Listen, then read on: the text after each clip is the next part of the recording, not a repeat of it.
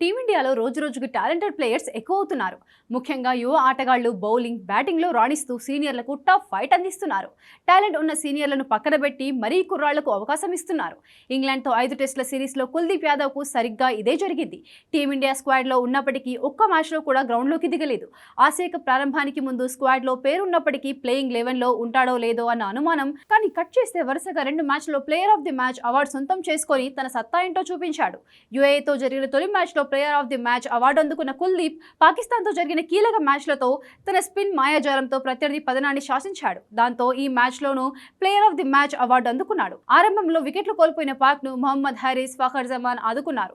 అయితే power play తర్వాత bowling తీసుకున్న కుల్దీప్ యాదవ్ పాక్ బౌలర్లను ఇరకాటంలో పెట్టాడు. హసన్ నవాజ్, మొహమ్మద్ నవాజ్ను వరుస బంతుల్లో అవుట్ చేసి పాక్ వెన్నువిరిచాడు. ఇక ఫుల్ ఫామ్లో ఉన్న మొహమ్మద్ హారిస్ను అవుట్ చేసి పాక్ పతనాన్ని శాసించాడు.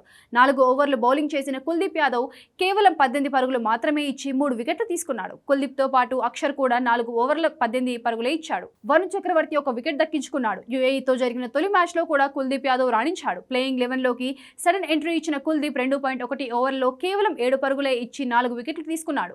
ఈ ఆసియా కప్లో భారత్ 2 మ్యాచ్లు ఆడిన 2 మ్యాచ్లలోనూ కుల్దీప్ యాదవే ప్లేయర్ ఆఫ్ ది మ్యాచ్ అందుకున్నాడు. మొత్తం 7 వికెట్లతో కుల్దీప్ యాదవ్ టాప్ ప్లేస్లో ఉన్నాడు.